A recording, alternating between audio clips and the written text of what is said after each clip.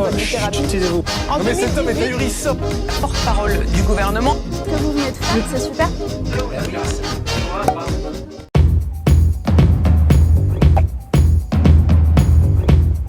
Et bonjour et bienvenue à tous pour ce nouveau duel du jour sur Juste Milieu. C'est la nouvelle tendance, vous le savez, la nouvelle émission avec des intervenants de choc. Et aujourd'hui, j'ai la chance, le privilège de recevoir Marion Messina. Alors, avant toute autre chose, c'est normal, on se présente, on prend le temps. Marion, comment allez-vous ? Je me permets de signaler que vous avez un privilège blanc, hein, finalement. Ça commence bien. Le ton est donné. Oui, très bien, Rémi. Je vais très bien. Et vous ? Tout va bien, même si la période quand même renifle à des kilomètres. Hein. Là, de toute façon, on va en parler, mais c'est vrai que à chaque jour suffit sa peine entre ces histoires de quatrième vague. L'ami Emmanuel Le Chypre qui veut aller chercher les non-vaccinés avec les dents. Alors là, c'est assez incroyable. Même Vanessa Paradis n'aurait pas osé. Donc, c'est dire à quel point. Donc voilà, on va essayer de ricaner quand même. J'aurais pas osé cette vanne non plus, mais. Faut se faire plaisir, faut y aller. Alors, on va forcément parler de l'actu aujourd'hui, mais on va ricaner. C'est aussi ça le but du jeu, mais avant toute autre chose, parce qu'on est en famille, j'en bafouille. Marion Messina, vous êtes l'auteur, avant tout, d'un premier roman remarqué et remarquable, C'est Faux Départ. Il est là en 2017 chez Le Dilettante, aujourd'hui en poche chez J'ai lu. Et aujourd'hui, vous êtes journaliste, notamment pour Marianne, mais quand même, voilà. Est-ce que vous pouvez nous en dire un petit peu plus sur votre parcours pour faire les présentations ? Oula, alors, je suis avant tout auteur quand même. Je ne saurais pas quoi dire sur mon parcours, pour la simple et bonne raison que j'ai toujours voulu tout voir, tout faire, à peu près tout vivre, et qu'on m'a expliqué à l'école qu'il fallait choisir son métier avant qu'on ait une réelle idée de ce qu'on voulait faire. Donc, j'ai commencé avec une fac d'anglais, pour la simple et bonne raison que j'adorais les livres et que quand j'ai parlé à ma mère d'études de lettres, bonne prolétaire qu'elle était, et je l'adore, elle n'a pas trop compris parce qu'elle pensait que vraiment j'allais à la fac pour étudier l'alphabet. Donc, je lui ai dit que je partais en fac d'anglais et là, elle m'a imaginé à Wall Street alors qu'en fait... pour le coup, j'ai révisé l'alphabet avec des cassettes audio dans des amphis. Enfin bon, c'était vraiment une catastrophe. J'ai essayé l'année suivante une faculté d'économie-gestion avec des trentenaires sous l'exomile qui me parlaient de la fabrique d'épingles de je sais plus qui. Donc, j'ai décroché assez vite. Et je me suis dit qu'avec le caractère que j'avais, il valait mieux que je fasse ma vie, quitte à reprendre des études plus tard. Donc, j'ai travaillé. J'ai été vendeuse en fromagerie, donc ça a été un grand moment dans ma vie. Non mais vraiment, hein, j'ai adoré ce boulot. J'ai fait des ménages, j'ai été hôtesse d'accueil, j'ai été nounou d'enfants bourgeois dans des grandes maisons. Donc j'ai été le larbin un petit peu de tout le monde. J'ai décidé de reprendre ensuite des études en sciences politiques et on m'a expliqué qu'en France, c'était cuit si vous ne passiez pas le concours de Sciences Po à l'année même de votre baccalauréat. Donc, je suis partie faire Sciences Po au Québec. J'ai un peu hésité avec la Belgique, mais je me suis dit que le Québec serait plus folklorique. Donc, je suis partie au Québec. Je suis rentrée du Québec avec un diplôme choc à pic en sociologie politique, histoire de la pensée et droit constitutionnel canadien. Ce qui risquait pas vraiment de m'aider dans la vie. Et donc, je me suis retrouvée à travailler dans la grande distribution à nouveau. À ce moment-là, j'ai commencé à m'intéresser à des auteurs assez précurseurs de la décroissance. Donc, pour pas les nommer, Ivan Illich, André Gorz, Charbonneau et Lull. Enfin, on a toujours l'impression qu'il faut donner les deux en même temps, comme Laurel et Hardy. Et donc, je suis partie me former à l'agriculture en Normandie avec un choc personnel, hein, parce que je venais de la région de Grenoble. Donc, pour moi, l'agriculture, c'était l'agriculture de montagne, le paysan à la Giono, la montée à l'estive, ce genre de choses. Puis là, je suis tombée dans un bassin industriel FNSEA avec des robots de traite, des rouleaux qui nettoyaient le cul des vaches avant le robot de traite. On se serait cru dans un car wash. J'ai vu des agriculteurs devenir un peu ingé-son, hein. Ils avaient des consoles avec des boutons pour contrôler leur ferme et puis c'était carrelé au sol et ça sentait la javel. Je me suis pris quand même une baffe assez phénoménale.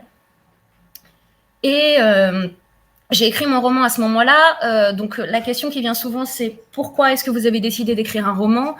En réalité, moi, j'ai toujours su que j'écrirais des livres. Enfin, voilà.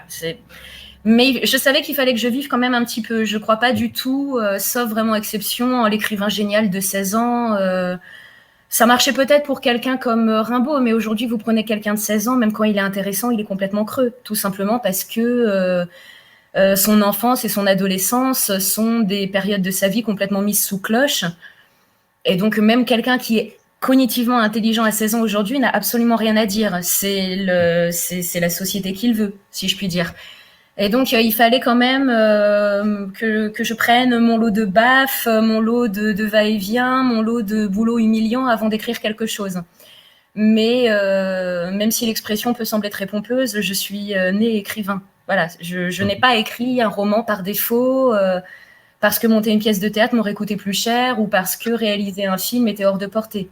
L'écriture, c'est mon canal d'expression. Voilà. D'ailleurs, à l'oral, j'ai tendance à faire des tunnels, comme vous le voyez. Donc, non, je suis véritablement un écrivain et aujourd'hui, j'ai la chance d'écrire pour la presse. Mais si je ne pouvais qu'écrire des romans, je le ferais. Hein. C'est pas... Je les critique pas, mais je fais pas partie des auteurs que je croise des fois sur les salons du livre qui sont plasticiens, qui s'intéressent à la broderie, qui se forment à la calligraphie et qui entre-temps écrivent un petit bouquin. Je pourrais vraiment ne faire que ça. En tout cas, que lire et écrire, ce serait vraiment pour moi l'idéal. Voilà, l'idéal, oui, bien sûr. Et justement, donc toute cette expérience que vous avez, toutes ces expériences différentes, ce sont celles aussi d'Aurélie, le personnage de votre roman. Alors, pas exactement les mêmes, mais un personnage qui cumule les petits jobs, qui cumule les expériences, qui cumule aussi les histoires amoureuses. On n'en dira pas plus, bien sûr. Hein. Lisez au départ. On n'est pas là, faut bosser un petit peu, les gars. Hein. Donc Aurélie, un personnage principal de votre roman, qui elle aussi vient de Grenoble, la région de Grenoble. Elle tombe, alors, pour teaser un petit peu, pour divulgacher, comme on dit au Québec. Ah, je préfère. On est pas mal, hein. Il y a les multilangues. Elle tombe sous le charme d'Alejandro. Là, je mets l'accent parce que j'ai un petit côté mexicain, un expatrié colombien, lui, pour sa part. Et donc, dans ce roman, vous préfigurez d'une certaine manière, et je pense qu'on a souvent dû faire le pont quand on parle de votre livre, cette France des Gilets jaunes. Cette France qui cumule les petits jobs, qui cumule les déceptions, qui a un horizon qui ne s'éclaircit jamais, cette France sur laquelle finalement tout tombe à peu près sur le coin de la gueule en permanence et où les rayons de soleil se font de plus en plus rares. Alors votre roman, vous l'avez écrit en 2017. Est-ce que vous qui venez véritablement de cette France-là, est-ce que vous avez vu venir ce mouvement-là? Est-ce que vous êtes le Paco Rabanne des Gilets jaunes? Non, je préfère Elisabeth Tessier, elle a encore plus faux que Paco Rabanne. Sachant que la sommité en la matière, c'est Alain Minc. Hein. Donc là, on n'a même plus la boussole qui indique le sud. Il a trouvé un 5e point cardinal. Oui. Moi, je suis la fille de quelqu'un qui était au chômage quand je suis née. Qui a accumulé les boulots en tant qu'éboueur ou à l'usine, et puis après qui s'est retrouvé au chômage à 50 ans. Donc là, mon père, à 70 ans, il travaille encore, à mi-temps, mais il travaille encore. Et au moment de ma naissance, ma mère était contractuelle pour sa ville de banlieue, et elle faisait les ménages et les cantines dans les écoles maternelles de la ville. Et en fait, toute mon enfance, il n'y a eu que ça autour de moi. Des chauffeurs de bus pour les mieux lotis, des caissières, des femmes de ménage, des gens qui passent des concours d'agents territoriaux, des gens qui passent des concours pour être fonctionnaires catégorie C, et pour qui déjà le bac, c'était rentrer dans l'intelligentsia. Ça, c'est vraiment mon enfance. Et quelque part, moi, les gilets jaunes, je les connais sans les connaître parce que au départ, quand même, les gilets jaunes, c'est pas vraiment les gens de la banlieue de Grenoble, parce que moi, je viens d'un milieu pauvre, mais de la banlieue d'une grande ville. Les gilets jaunes, en tout cas pour le premier round, parce qu'après, ça s'est vraiment étalé sur tout le territoire, c'était plutôt les petites classes moyennes et les petites classes prolétariennes des coins vides et qui eux-mêmes s'isolaient des petites villes des coins vides.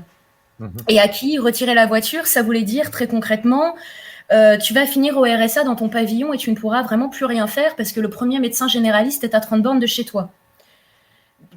Bon après, voilà, on l'a vu, effectivement, Aurélie, qui monte à Paris à un moment donné dans mon roman, elle peut être gilet jaune, puisqu'on a eu des gilets jaunes à Paris. Ça a été quelque chose de prodigieux, hein. On a eu des assemblées de gilets jaunes dans les grandes villes avec des diplômés en sociologie, en histoire politique, qui venaient donner comme ça des leçons de théorie politique à des gens dans des assemblées en plein cœur de Paris. Ce qui s'est passé, par exemple, place des Fêtes pour les Gilets jaunes dans le 19e arrondissement, c'est exactement ça, hein. C'est plus des diplômés déclassés, voire jamais classés, que vraiment des prolétaires du tertiaire, bon, même si finalement il y a une imbrication entre les deux. Donc oui, moi les Gilets jaunes, je les ai vus venir de très loin, parce que j'ai eu des boulots, on va dire, de lumpen prolétaire à 20 ans, mais je voyais des gens à 50 ans qui avaient fait ça toute leur vie. Et je peux vous dire que quand vous travaillez dans la mise en rayon dans un hypermarché à 3h du matin et que vous voyez des mères célibataires de 40 ans qui ont un visage plus marqué que certaines femmes de 60 ans et qui, pour vous donner du courage, vous disent t'inquiète pas, ma petite, le métier, il va rentrer, au bout d'un moment, tu vas t'habituer à pas dormir, alors qu'on voit leur tête et on voit qu'elles ne s'y sont jamais faites. Je peux vous dire que ça marque, voilà. Et moi, je suis même surprise que finalement, l'élément déclencheur des Gilets jaunes, ce soit la bagnole en 2018 et pas toutes les réformes de l'assurance chômage ou tous les débats sur la réforme du salaire minimum qui ont eu lieu bien avant.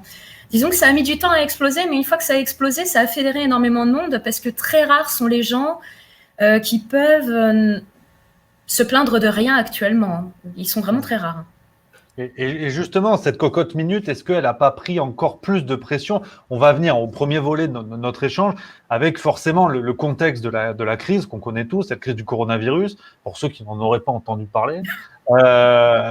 Cette cocotte minute semble plus que jamais prête à exploser, parce que les différences se sont aggravées, les différences autant factuelles, c'est-à-dire sur les revenus, sur la situation, l'accès à la santé, qui a été voilà la catastrophe terrible depuis le début, mais aussi les différences plus symboliques. On l'a vu, la gestion du confinement dans les grandes métropoles. On a vu, par exemple, ces cadres parisiens qui partaient dans leur maison secondaire. On a vu, comment dire, des situations à Paris où, par exemple, des journalistes de BFM TV qui mangeaient dans les restos clandestins sans aucune sanction derrière, alors que le Canard enchaîné, pendant 2 semaines consécutives, en avait parlé, avait sorti cette affaire.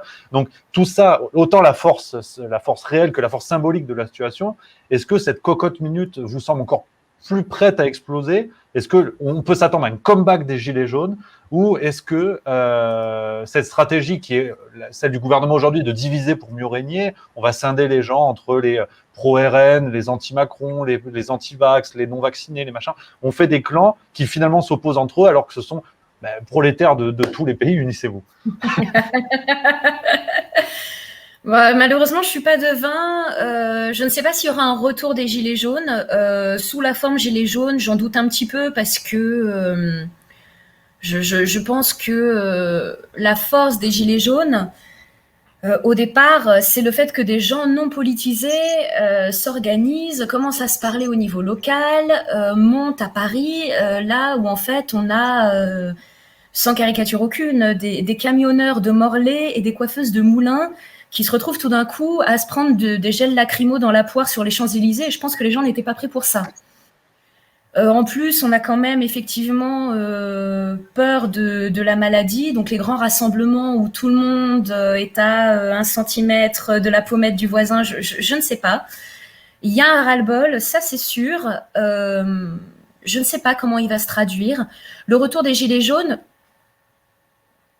dans l'esprit, oui. Sous la forme Gilets jaunes, j'en doute. Pour moi, la dernière image que j'ai des Gilets jaunes, c'est Dick Clampin avec un mégaphone devant la gare de Lyon qui hurle Macron démission pendant que les livreurs Deliveroo passent devant eux à vélo en n'en ayant rien à foutre. C'est pour l'instant les Gilets jaunes.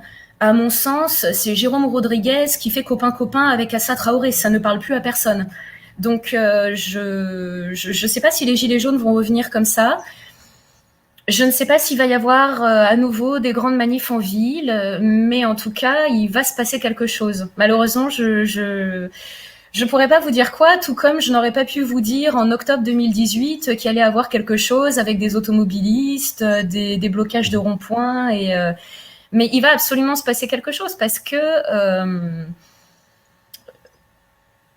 on est en train de retirer absolument toute la dignité de la vie des gens. Et autant on peut retirer la dignité de l'existence des gens en leur promettant d'avoir le frigo plein et quelques distractions. Si on commence à retirer la dignité des gens tout en leur enlevant le pain et les jeux, je pense que les gens ne sont absolument plus retenus par rien. Et il y a un article qui est sorti, il me semble, en avril dernier, qui m'a beaucoup marqué et qui n'a pas eu l'écho qu'il méritait. C'était un article dans Le Parisien qui disait que le GIGN avait recensé 2 fois plus de cas de retranchés que l'année dernière à la même période. Donc les retranchés, c'est les gens qui s'enferment chez eux avec une arme et qui menacent de se tuer, voire de tuer leur famille s'ils sont retranchés avec leur famille, voire s'ils ont des explosifs, de faire péter tout l'immeuble.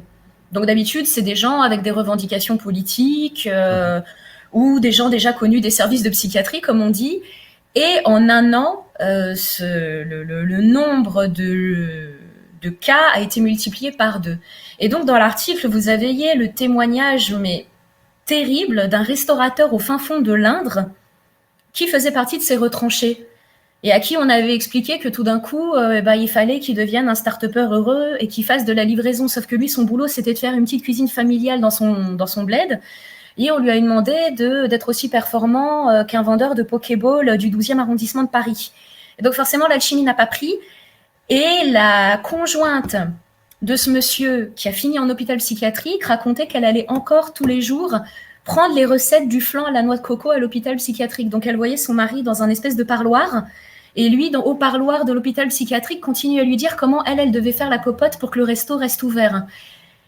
Et hier encore, j'écoutais une émission sur France Inter avec un nombre incroyable d'adolescents qui ont très mal vécu le confinement avec leurs parents parce que c'est une phase particulière. Et un des médecins d'un service de pédopsychiatrie, je crois, de l'hôpital de Créteil, disait que ça avait particulièrement touché les jeunes filles parce que c'est un moment où peut-être pendant le confinement, elles ont eu leurs premières règles, leurs seins sont sortis, puis que peut-être elles n'avaient pas envie de vivre ça littéralement collées à leurs parents toute la journée. Et si en plus il y a déjà une petite fragilité, le confinement les a précipitées à l'hôpital psychiatrique alors qu'elles ont moins de 15 ans. Et donc, je ne sais pas dans quel état va se tenir un pays quand il envoie à l'hôpital psychiatrique ses adolescents. Voilà. Et si en plus derrière, il n'y a pas l'illusion de l'abondance et du fun, j'utilise volontairement le mot en anglais, effectivement, ça ne tient pas. Et là, je pourrais vous faire un poncif façon étudiant en M2 de journalisme, ça va se retrouver dans les urnes, mais même pas. Peut-être que Macron sera réélu, en fait. Je pense justement que le ras-le-bol, on a commencé à le voir par le boycott des urnes. Donc il y a des gens qui vont vous dire c'est terrible, tout ça, ça va se traduire par l'élection du FN. Moi, j'en doute. Je pense que Macron sera réélu par les gens qui ont intérêt à ce qu'il soit élu et qui, eux, se déplacent dans les bureaux de vote. Mais peut-être qu'on va se retrouver en 2022 avec un taux d'abstention à 60% pour une présidentielle, voire même plus.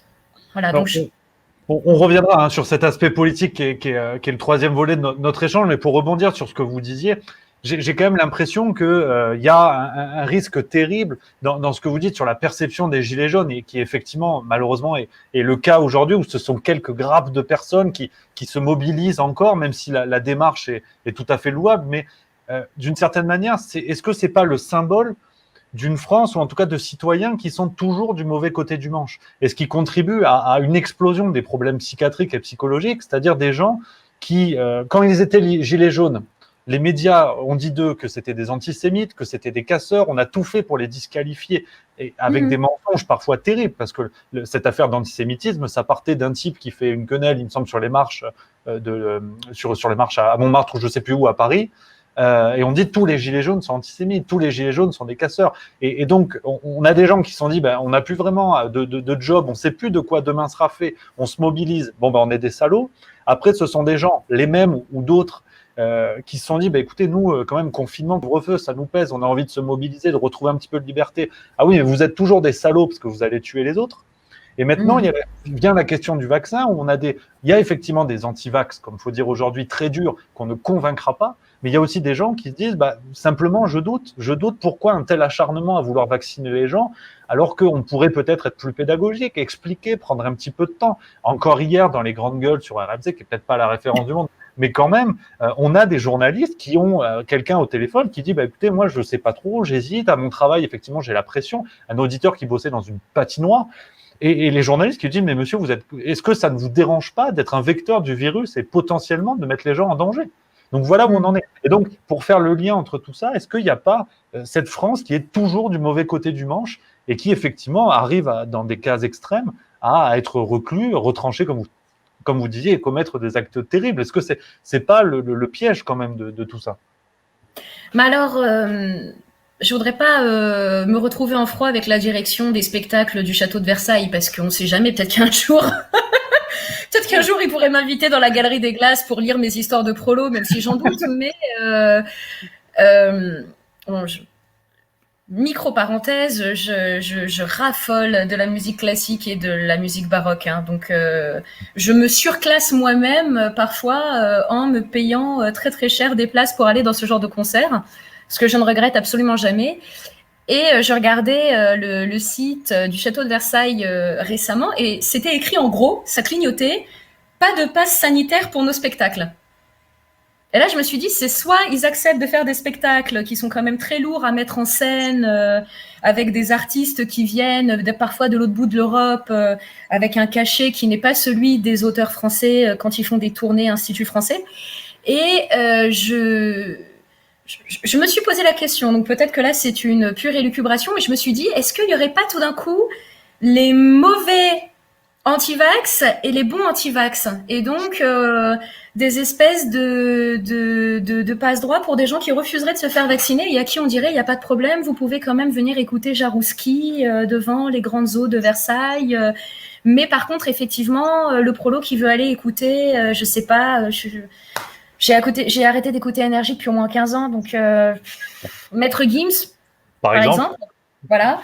Lui, par contre, il lui faudra son passe sanitaire. Et donc, effectivement, votre question est assez pertinente. Elle rejoint quelque chose qui trotte dans ma tête depuis quelque temps. Est-ce qu'il n'y aurait pas vraiment une espèce de caste de gueux qui, même en portant un masque, en utilisant le gel hydroalcoolique 15 fois par jour, est forcément vecteur d'un virus ? Et est-ce qu'il n'y aurait pas, en même temps de ça, une espèce de caste naturellement propre qui peut aller au concert sans avoir à brandir son papier avec écrit négatif dessus? C'est vraiment une question que je me pose. Donc après, c'est peut-être de la paranoïa marxiste. C'est un mauvais penchant que j'ai, hein, je ne le cache pas. J'ai été élevée dans la banlieue communiste de Grenoble avec tous mes instits qui étaient encartés PCF. Enfin, ça laisse des traces. Hein. Voilà, j'ai grandi avenue Lénine quand même, donc sachez-le. Avenue Lénine, à côté du parc Karl Marx. Donc voilà, moi je suis vraiment je suis vraiment la fille du PCF. Et non, mais voilà, je me pose vraiment cette question, toute blague mise à part. Donc si jamais votre vidéo atteint les 10 millions de vues, on aura peut-être un communiqué officiel du château de Versailles. Mais je me suis demandé, oui, s'il n'y avait pas finalement... comme vous le disiez, des gens qui ont forcément tort quoi qu'ils fassent, qui sont forcément malades, qui se lavent forcément moins bien les mains que les autres, qui sont forcément plus sales. J'ai l'impression que oui, la maladie, tout comme les gilets jaunes, c'est très intéressant. On sent que ça sert de prétexte pour un défouloir à mépris qui est sans fin. Voilà, donc les gilets jaunes, on écoutait certains, ils violaient encore leurs filles dans la cave, ils venaient en kangou sur les ronds-points, avec des battes de baseball pour fracasser de l'arabe. Enfin, c'est absolument sans fin. Et aujourd'hui, effectivement, les anti-vax, ce sont des obscurantistes, ce sont des idiots, alors que c'est un peu finalement les gens qui font du yoga et qui se soignent à la naturothérapie qui se permettent de dire ça. Hein. Donc c'est quand même assez gonflé. Et puis c'est les mêmes gens qui, pour faire des économies à l'éducation nationale, nous expliquent qu'il ne faut pas de cours de SVT, qu'il faut de moins en moins de cours de maths, et puis qui en même temps se plaignent que l'esprit des Lumières se pète la gueule en France. Bon, bah, arrêtez de retirer des heures de SVT au programme. Voilà, c'est comme si au bout d'un moment, vous vous plaignez que les jeunes filles pensent qu'on tombe enceinte en avalant du sperme. Et ben, arrêtez de retirer des heures de SVT au programme. Voilà, c'est au bout d'un moment. Moi, je suis très fatiguée de ces gens qui font fermer les bibliothèques, qui utilisent la télé, la radio pour vendre du coca pour leurs intérêts financiers et qui s'étonnent après qu'au bout de la chaîne, les gens qui pâtissent de cette idiocratie soient idiots. Voilà. Absolument. Sachant que les gens qui se plaignent de l'idiocratie sont souvent eux-mêmes des bourgeois qui font des syntaxes qui me font saigner les oreilles. Hein. Parfois, je me dis que je vais me vider de mon sang à les écouter parce que des grands bourgeois habillés en polyester, marqué Gucci, qui me disent ah mais genre j'étais avec mon gourou et c'était vraiment waouh. Là je me dis non, le niveau connasse qui fait du surf en Californie, a priori ça devait pas arriver en France. Et c'est arrivé en France. Des connards qui disent je prenne le maquis pour désigner le fait qu'ils mangent des sushis. Hein. Et moi, ça me fait mal parce que je suis une éternelle nostalgique de la France de l'ORTF avec des prolos qui regardent la télévision, avec des gens qui leur disent nonobstant le temps jadis, voilà. Et en fait, l'idiocratie touche tout le monde, sauf qu'il y a encore des gens qui sont convaincus d'être au-dessus de la mêlée. Et eux, il faut les atomiser jusqu'au dernier. Enfin, moi, j'en ferai un sport personnel dans tous mes livres. J'adore me foutre de leur gueule, vraiment. Voilà. Vous me compterez parmi vous dans ce combat. Fabuleux. On va créer une association, vous serez trésorier, secrétaire général et moi présidente d'honneur. Je viens d'apprendre récemment la méthode comptable dite la méthode Balkany, donc on devrait y arriver. Normalement, ça devrait le faire. Oui. Bah, je vous laisse trouver le riad au Maroc, par contre. On devrait bien gérer la comptabilité. mais justement, est-ce que cette inculture, c'est peut-être un mot fort, mais disons que ce qu'on pourrait appeler le bon sens populaire, qui a toujours été là, ce bon sens du bistrot. Gégé, qui a le nez un petit peu violine, il est là depuis 11 heures. C'est-à-dire que il a un nez qui ressemble à une pivoine, oui, on est d'accord, mais. Voilà, c'est-à-dire qu'en termes de colorimétrie, c'est un étendard Saint-Maclou qu'il a sur la gueule. Donc on a à peu près tous les choix de moquette, mais en même temps, même à 14 grammes, il y a toujours ces réflexions politiques frappées du bon sens où on ne peut jamais dire qu'il est complètement à côté de la plaque. Et est-ce que ça, aujourd'hui, est-ce qu'on ne le fait pas passer pour une bêtise sans nom, pour de l'idiotie pure, alors que, et c'est ce que j'essaie de faire dans mes vidéos, tout ce que je dis sort des grands médias, sort du Monde, du Figaro, de BFM et tout ça, et que si on prend le temps de le regarder, on se rend bien compte qu'on marche sur la tête. Et est-ce qu'on n'a pas justement intérêt à chasser tout ça? Parce que quand quelqu'un arrive et dit écoutez, moi je ne sais pas trop si je veux me faire vacciner, parce que c'est Olivier Véran lui-même qui, dans une note adressée, je ne sais pas si vous vous rappelez de cette histoire d'un octogénaire qui s'était fait vacciner, donc qui avait eu les 2 doses, et qui avait c'était un appel à la Cour de justice ou quelque chose, une question constitutionnelle prioritaire, il me semble. Et il avait dit écoutez, moi je suis vacciné, j'ai les 2 doses, pourquoi je porte le masque, pourquoi je fais le couvre-feu, normalement il n'y a pas de problème. Et Olivier Véran, en tout cas le ministère de la Santé avait fait une note en disant oui, mais le problème c'est que le vaccin n'empêche pas la contamination, il n'empêche pas les formes graves, il n'empêche pas tout ça. Et donc quelqu'un qui regarde les journaux, qui regarde les médias, qui voit tout ça, qui dit écoutez, moi je vois pas pourquoi je me ferais vacciner, le ministère de la Santé dit lui-même que ça ne change pas grand-chose. Et quelqu'un qui tient ce discours-là, qui est fondé, qui est renseigné, qui est sourcé, on va lui expliquer que c'est un absolu crétin. Donc finalement, cette bêtise, elle arrange quand même bon nombre de gens. Oui, et puis en réalité, moi je vais vous dire, des anti-vax, il y en a très peu. Des gens qui vous disent je me méfie des vaccins parce qu'il s'agit d'une forme atténuée de maladie qu'on injecte dans le corps, donc j'aime pas trop le principe. Quand ils ont des enfants, ils font faire les vaccins à leurs enfants en suivant le calendrier des vaccinations obligatoires. Parce qu'autrement, ils savent très bien que le médecin de famille peut signaler les enfants à la PMI, que ça va très vite, ça peut se retrouver à l'aide sociale à l'enfance. Les gens, généralement, ils ouvrent grand leur gueule, mais après, ils n'ont pas non plus envie de prendre le risque de payer des amendes, de se faire balancer à l'aide sociale à l'enfance ou de perdre leurs allocs, ou même que leur enfant à la crèche contracte une saloperie. Donc, il y a des gens qu'on met dans la case anti-vax parce que c'est plus fort qu'eux, il y a une réticence naturelle à se faire inoculer quelque chose. Mais dans les faits, ils sont les premiers à vouloir que leurs enfants soient vaccinés du tétanos parce qu'ils savent très bien que les enfants vont à un moment donné se retrouver au parc et jouer dans la terre et ils n'ont pas envie que leur gamin meure. Donc ceux qu'on appelle anti-vax sont tous vaccinés. Il n'y a pas, je pense, en France, une personne qui n'a pas reçu les vaccins de base, rubéole, oreillon, rougeole, et ce que vous voulez. Donc, on met dans une case des gens qui ont un esprit critique. Et après, vous avez tout un éventail de gens qui refusent avec obstination, quand bien même le vaccin serait au point, la maladie serait grave, ils refuseraient pour le plaisir de refuser. Et effectivement, ces gens-là, on ne peut rien en faire. Mais comme ils sont une extrême minorité, si tous les autres sont vaccinés, quelque part, eux, on peut leur laisser le choix de ne pas l'être du tout. Mais il y a aussi des gens qui se permettent d'être critiques parce qu'ils disent, bon, bah, le vaccin, il y a encore... je vais être très approximative dans ce que je dis, mais il y a encore 3 mois de ça, le vaccin n'était pas encore tout à fait au point, il y a des variants, effectivement, on se fait vacciner, c'est-à-dire que nous, on ne va pas contracter la maladie, enfin, en tout cas, on ne va pas en être malade, mais on peut la contracter et la refiler à quelqu'un qui n'est pas vacciné. Donc, du coup, les gens qui sont vaccinés, au bout d'un moment, vont faire le reproche aux non-vaccinés de ne pas l'être, parce qu'ils vont dire, moi, je fais l'effort d'être vacciné, mais je dois continuer à m'emmerder avec un masque parce que toi, tu veux pas. Donc, effectivement, les gens vont commencer à se tirer entre les pattes entre eux. Et au niveau même des règles élémentaires de courtoisie, il y a quelque chose qui est en train de changer. C'est-à-dire que moi, aujourd'hui, avant de me faire la bise, on me demande si je suis vaccinée. Donc, il y a presque... il y a presque un droit à la politesse désormais qui est réservé aux gens propres. On m'aurait encore dit ça il y a 2 ans, j'aurais dit non, mais tu confonds avec l'Inde et les intouchables. Mais il commence à y avoir une petite caste d'intouchables, oui, que les médias aiment beaucoup mettre en exergue. Et je suis vraiment dubitative face à ça. Et puis oui, bon, bah, écoutez, il est très pratique de toujours mettre dans le sac des complotistes et des idiots les gens qui utilisent simplement leur esprit critique. Moi, si le vaccin était complètement efficace et si la maladie était vraiment dangereuse pour moi, je pense que je me ferais vacciner. Je finirais probablement par le faire pour des questions pratiques, parce que peut-être qu'au bout d'un moment, les tests PCR ne seront plus remboursés par la sécurité sociale et que j'aurais pas envie de payer de ma poche un test 80 € pour aller avec des copains manger un morceau, parce que j'aurais pas non plus envie de renoncer à toute ma vie sociale pour ça.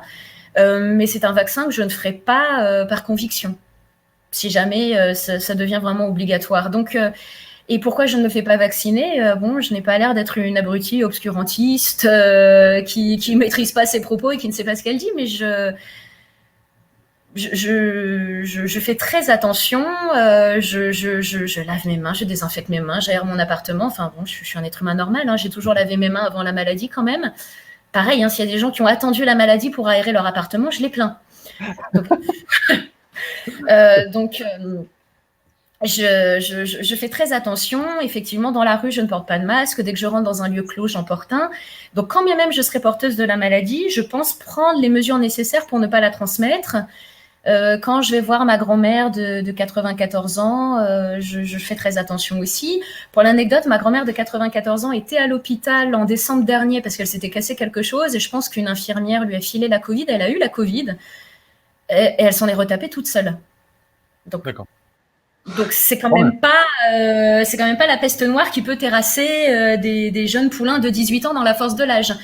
Et donc rien que dire ça aujourd'hui, c'est vrai que c'est presque problématique parce que quand vous dites non mais c'est quand même une maladie dont on a 99% de chances de guérir, on dirait presque oui que vous êtes en train, je sais pas moi,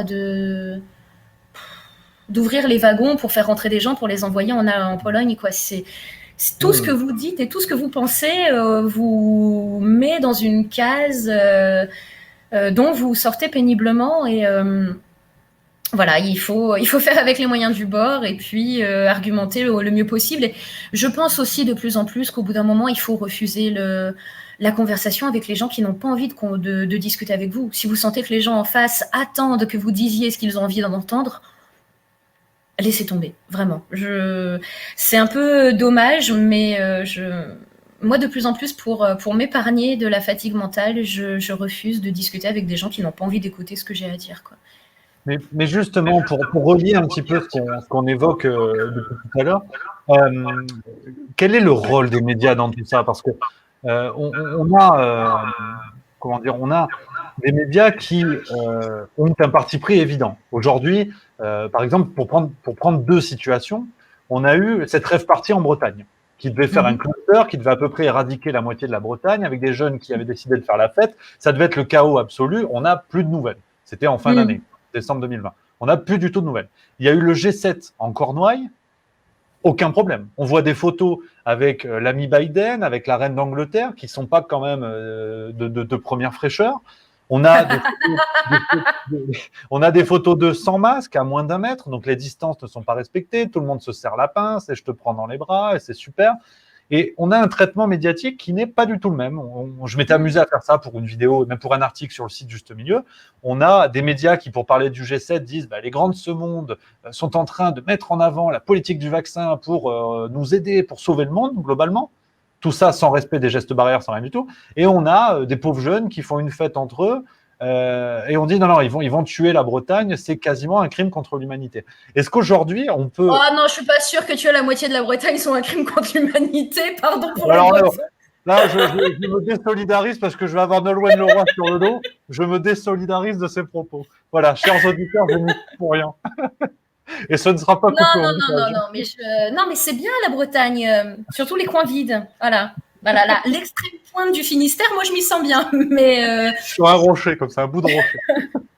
Oui. Un peu comme le tableau de son peintre allemand dont j'ai encore oublié le nom, mais le rêveur solitaire face à la mer tout seul sur son rocher. Enfin, c'est ça, on imagine. A priori, quand on écrit, c'est qu'on n'est pas forcément très agoraphile, hein, donc oui. Vous étonnez pas de mes propos.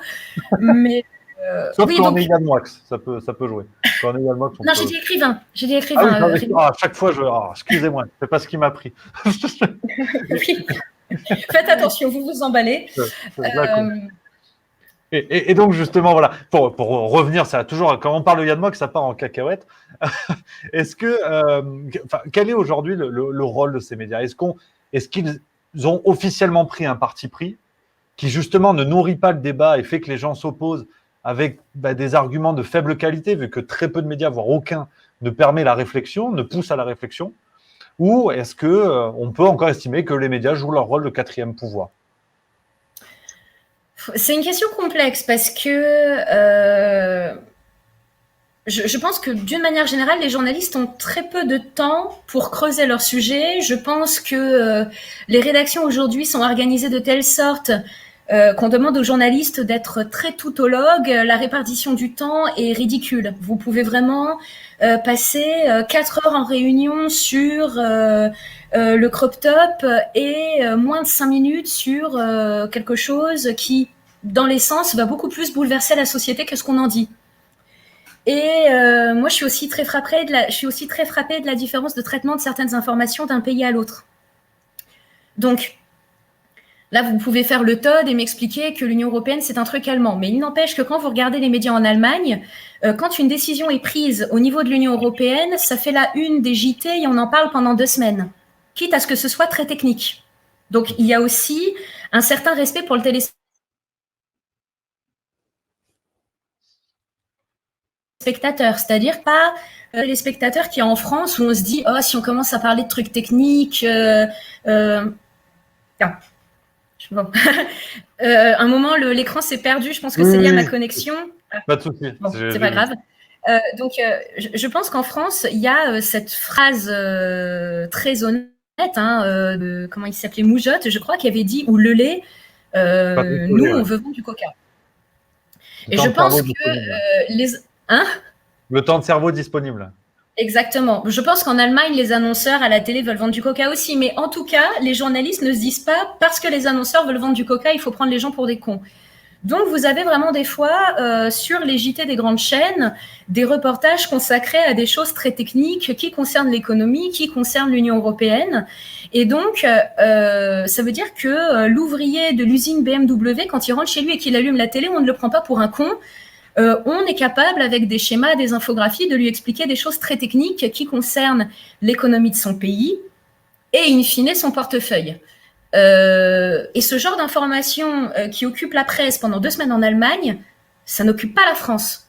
Et ça m'a particulièrement frappée en janvier dernier parce que j'étais en Allemagne et donc les Allemands faisaient la une sur je ne sais plus quoi qui concernait la Banque Centrale Européenne pendant que les médias français ne parlaient que de la fille de Richard Berry.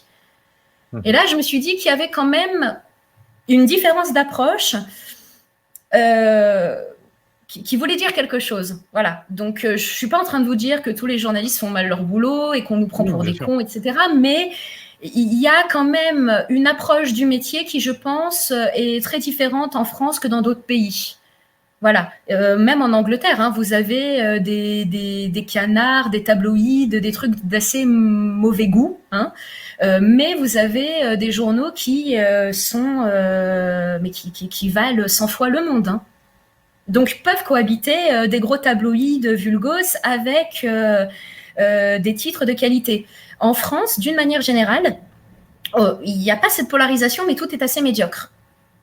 Voilà, c'est quand vous faites le bilan de la France, souvent vous allez vous dire « Ah, c'est moins pire que là », mais sur plein d'autres points, c'est nettement pire que là, et quand on fait la moyenne des deux, on se rend compte qu'on est un pays assez médiocre.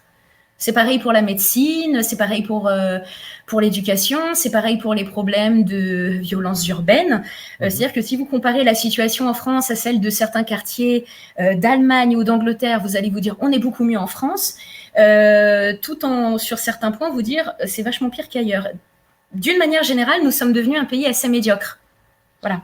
Au-delà de l'approche qui effectivement peut changer, c'est intéressant ce que vous nous dites sur l'Allemagne.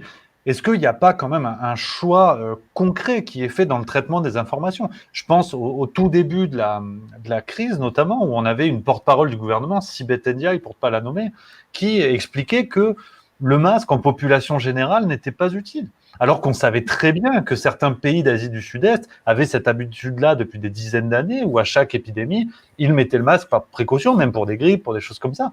Et donc, on avait une information qui était factuellement fausse, et on le savait très bien. Et très peu de journaux ont travaillé là-dessus, très peu de médias ont travaillé là-dessus. On a eu quelques organes comme Check News, par exemple, l'organe de vérification de l'info. Alors ça aussi, peut-être qu'on en parlera, mais j'adore cette notion de vérification de l'info, de ceux qui vont vous dire ce qui est vrai, ce qui n'est pas. La garde de triage de la vérité, c'est quand même assez effrayant. Mais on a eu des articles un peu timorés qui disaient, bon, est-ce que c'est vrai, est-ce que c'est pas vrai? Et tout ça, depuis le début, on a peu de médias qui ont, sans prendre parti, sans se dire ouvertement contre le gouvernement, mais simplement par principe de cohérence, on a peu de médias qui font ce travail-là. Et quand on en a qui sortent un petit peu du rang, la ligne de CNews, par exemple, aujourd'hui, qui est clairement opportuniste sur le plan financier, hein. M. Bolloré n'est pas un dindon de la farce, donc il sait très bien ce qu'il fait en orientant sa ligne politique. Il y a clairement un opportunisme financier, mais il y a aussi un rééquilibrage intéressant des débats avec une ligne qui sort du lot, et on voit tout de suite que tout le monde leur tombe dessus à expliquer non mais c'est quasiment le fascisme. Donc est-ce qu'il n'y a quand même pas une ligne qui s'est imposée aujourd'hui? C'est fort possible, mais je crois que je crois tout simplement qu'il y a un rapport au temps, il y a un rapport à la profession qui a changé, puisque moi, l'essentiel des journalistes que je rencontre sont des gens qui ont quand même envie de faire correctement leur travail, qui ont même un rapport à la politique qui est plutôt... pour vous le dire autrement, Mélenchon n'a pas complètement tort de dire que quoi qu'il fasse ou quoi qu'il dise, la plupart des médias lui tombent dessus, en général. Et je suis pas en train de dire que j'aime Mélenchon, que je l'aime pas, mais vraiment, par exemple, pendant la présidentielle de 2017, il avait fait ce constat que la Guyane française était en Amérique latine et que peut-être il était intéressant pour les Guyanais d'avoir des accords commerciaux privilégiés avec d'autres pays d'Amérique latine plutôt que de faire venir de la nourriture de métropole. Et là, les médias avaient tout de suite dit Mélenchon, il veut sympathiser avec le Venezuela, qui est une dictature. Enfin, ça partait mais vraiment dans des élucubrations pas possibles. Alors que moi, la plupart des journalistes que je vois sont tous des gens de gauche qui, assurément, vont voter Mélenchon en 2022. Et donc, moi, c'est quelque chose qui m'a frappé de me dire pourquoi, quand vous faites votre métier, vous avez cette espèce de pensée de ventre mou du centre, alors que dans l'urne, vous voulez voter à gauche, voire même parfois Philippe Poutou pour le folklore. Et je pense qu'il y a des prêts à penser dans la profession, effectivement. C'est aussi lié au fait que Aude Lancelin, on a très bien parlé dans Le Monde Libre, Ruffin, on a très bien parlé avec les bons petits soldats du journalisme, il me semble. C'est que la très grande majorité des étudiants au journalisme aujourd'hui, donc les futurs journalistes, sont des gens des classes moyennes supérieures, voire de la bourgeoisie. Et donc, en fait, ils rentrent dans un métier presque malgré eux, avec l'idée de défendre leurs privilèges de caste, qui sont d'ailleurs actuellement les seuls privilèges dont on n'a pas le droit de parler. Hein. Voilà. Oui. Donc, la question que vous me posez est une bonne question, mais j'aime assez prendre des pincettes et nuancer mon propos, parce que des journalistes, j'en vois aussi beaucoup qui sont très doués et qui justement ne sortent pas d'école de journalisme. Moi, je vois plutôt aussi des journalistes indépendants, donc des pigistes payés à l'article, qui passent leur temps à courir les rédactions pour proposer des sujets. Et c'est souvent des gens qui sont diplômés en philo, avec qui vous pouvez parler 4 heures de suite de Pasolini ou de Simone Weil. Je parle bien de la philosophe et pas de la fonctionnaire. Et donc, vous avez aussi des gens qui ont envie de faire correctement leur travail, mais avec un modèle qui va aussi complètement à rebrousse-poil de l'info en continu. Vous êtes pigiste pour le monde diplomatique aujourd'hui, ça relève du sacerdoce. Hein. Oui. Vous écrivez dans un mensuel alors qu'on vous demande d'avoir une opinion toute faite avec des débats qui ne sont pas intéressants sur des sujets qui, encore une fois, pensez aux Allemands, qui parlent d'économie, de relations institutionnelles. Il faut faire ce journalisme-là. Moi, je veux bien avoir un avis, si vous voulez, sur le burkini, le crop top, l'affaire Sciences Sport, MeToo. Je peux avoir des avis là-dessus. Mais je pense que ces sujets sont... c'est pas qu'ils ne sont pas intéressants, mais ils sont périphériques à des choses beaucoup plus centrales dont on ne parle jamais. À savoir, oui, effectivement, l'économie communautaire.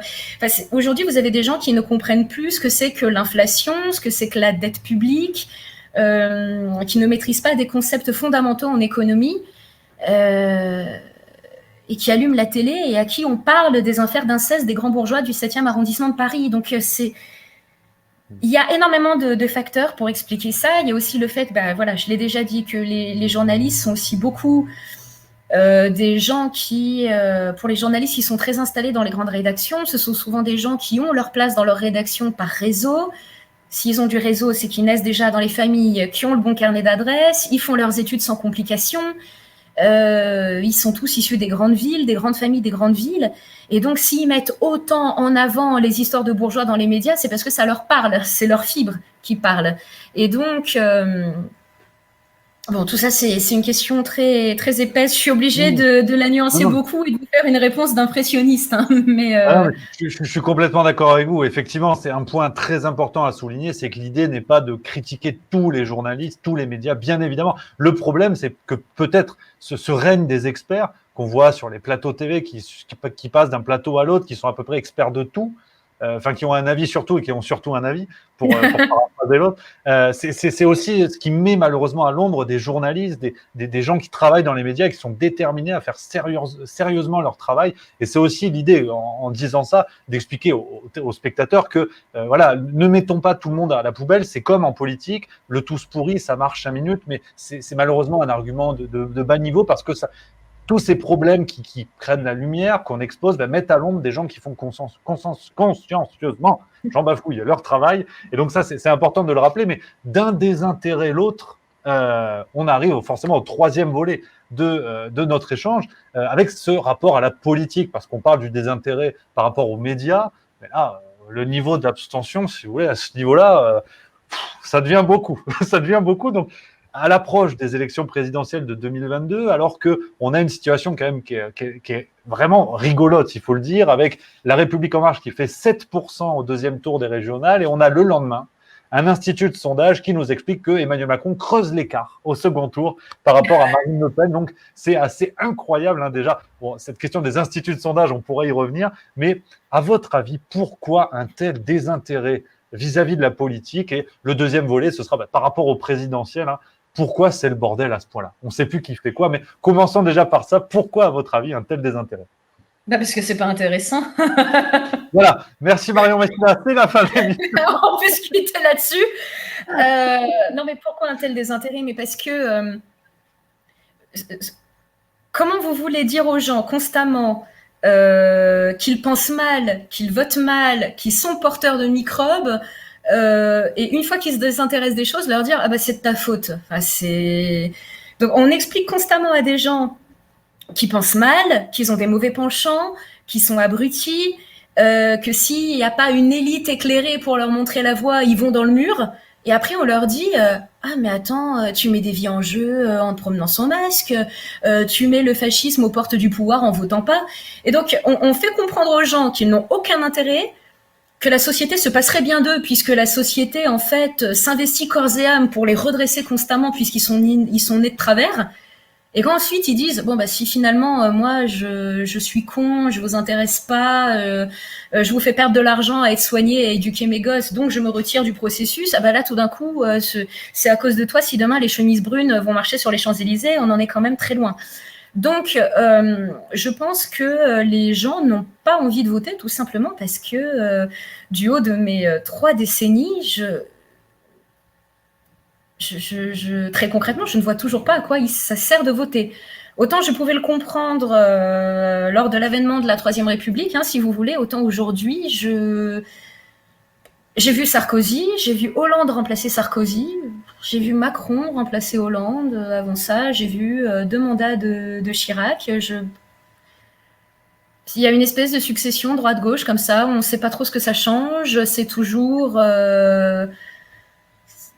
ça ne rime plus à rien. Voilà. Donc, je pense que les gens ne vont pas voter tout simplement parce que retourner à l'école le dimanche, ça les emmerde. Ils y ont déjà passé 20 ans dans leur vie. Mais en plus de ça, voilà, vous avez Nietzsche derrière vous, la moraline finit par gonfler les gens. Voilà. Donc, le côté, tu n'es pas en mesure de choisir ton métier, tu n'es pas en mesure de choisir où tu vas habiter, tu n'es pas en mesure de choisir comment tu vas te soigner. Tu es de moins en moins en mesure de choisir comment tu vas éduquer tes enfants. Parce que, en plus, maintenant, il y a des fous qui parlent de cours de parentalité pendant la grossesse de la mère. Il y a des gens qui parlent d'emmener les parents au tribunal s'ils mettent une fessée à leurs enfants. Donc, on se fait confisquer nos mômes, on se fait confisquer notre santé. Et là, je pense pas au vaccin, je pense plutôt au fait que la nourriture que nous ingérons est de plus en plus polluée malgré de grands discours. Ça veut dire que on est quand même au courant à peu près depuis 45 ans qu'il faut ralentir le rythme au niveau écologique. Il y a, je crois, depuis 10 ans, 2 fois plus d'utilisation de pesticides en France. Donc, on ne sait plus ce qu'on mange, on ne sait plus comment on vit, on ne sait pas comment on est soigné, on ne sait pas ce que les banques dans lesquelles on est obligé de mettre notre argent font ce que de notre argent. On ne sait pas quel enseignement reçoivent nos enfants à l'école.